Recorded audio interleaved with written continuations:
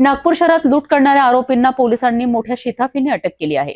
विशेष म्हणजे आरोपींनी स्वतःच्या अक्कलखातीच गुन्ह्याचा पुरावा सोशल मीडियावर टाकलाय आणि अखेर नागपूर पोलिसांच्या तांत्रिक तपासामुळे त्यांचा छडा लागलाय। पाहूया संपूर्ण अहवाल। नागपूर शहरातील कृष्णा रेस्टॉरंट समोर युवकाची लूट करणाऱ्या आरोपींना पोलिसांनी अटक केली आहे। विशेष म्हणजे आरोपींनी लूट केल्यानंतर पैशांचे फोटो काढून ते स्नॅपचॅटवर पोस्ट केलेत। ही चूक त्यांच्यावर भारी पडली।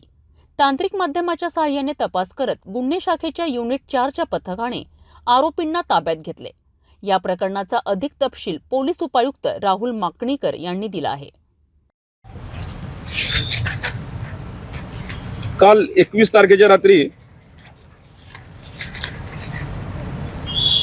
फिर्यादी फराज खान अजर खान हा त्याच्या मामाचा त्याला फोन आला की कळमना मार्केटमधून एका ठिकाणी जाऊन 2,30,000 रुपये घेऊन ये।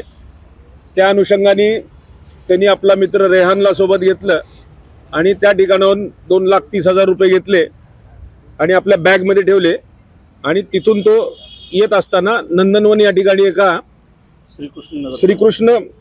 कृष्णा रेस्टॉरंट समोर त्या ठिकाणी चहा पाण्यासाठी थांबला। तिथं 3 मुलं आले अनोळखी आणि त्यांनी बॅग हिसकावून घेतली आणि निघून गेले। मग ज्यावेळेस निघून गेल्यानंतर हा गुन्हा नंदनवनमध्ये रॉबरीचा रजिस्टर झाला। रजिस्टर झाल्यानंतर आमची युनिट 4ची टीम आणि स्वतः ACP रात्री नाईट राऊंडवरती होते। त्यांनी त्या ठिकाणी भेट दिली गुन्ह्याला आणि फिर्यादीची पूर्ण माहिती घेतली आणि फिर्यादीसोबत जो रेहान होता, रेहानच्या हालचाली या संशयास्पद वाटल्यामुळे ACP आणि युनिट 4चे PI आणि त्यांचे कर्मचारी त्यांनी रेहानला बाजूला घेऊन त्याची सखोल चौकशी केली। त्याचा मोबाईलचा पूर्ण डाटा ॲनालिसिस केला। त्याच्यानंतर मोबाईलमध्ये असणारे ॲप्स याची पाहणी केली आणि ॲप्सची पाहणी करत असताना त्यांच्या लक्षात आलं की स्नॅपचॅटमध्ये एक असा फोटो दिसतोय की जो पैशाचे बंडल्स, जे फिर्यादीचे पैशाचे बंडल आहेत, त्याच बंडलचा फोटो याच्यामध्ये दिसतोय। आणि 9:25च्या गुन्हा किती वाजता घडला?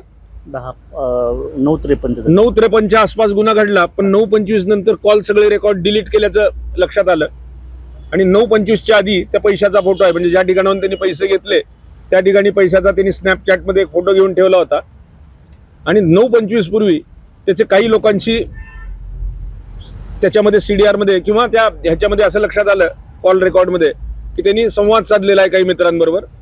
त्यावरून त्याला पोलिसी पद्धतीने व्यवस्थित विचारपूस केल्यानंतर त्यांनी सांगितलं की माझा काही लोकांशी संवाद झाला होता मित्रांबरोबर आणि ते हे 4 मित्र आहेत आणि त्यामधले मग त्या मित्रांना त्याच्यात एक विधी संघर्षग्रस्त बालक आहे, आणखी 2 आहेत आणि आणखी एक अजून पाहिजे आरोपी अजून मिळालेला नाही। त्या 4घांना आणलं असता त्यांनी गुन्हा कबूल केला। त्याच्यामध्ये 2,30,000ची जी रक्कम आहे ती त्यांनी चोरून नेल्याचं निष्पन्न झालं। एकूण 5 आरोपीपेक्षा जास्त होत आहेत म्हणून त्याच्यात दरोड्याचं कलम देखील वाढवण्यात येणार आहे। ह्याच्यामधल्या आरोपींवरती पूर्वीचे गुन्हे नाही आहेत कुठलेही, सगळे आरोपी 20-21 वर्षाचे तरुण आरोपी आहेत।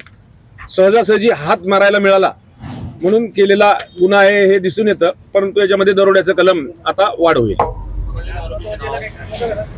तुम्हाला प्रेस नोट मध्ये दिलेली आहेत सगळे नाव, प्रेस नोट मध्ये सगळी नाव आहेत। स्नॅपचॅटवर फोटो टाकण्याच्या गलथानपणामुळे आरोपी गजाआड झालेत आहे। पोलिसांनी केवळ तांत्रिक तपासावर भर न देता गुन्हेगारीवर कडक नजर ठेवली आहे। नागपूर पोलिसांच्या तप्तर कारवाईबद्दल तुमचे काय मत आहे?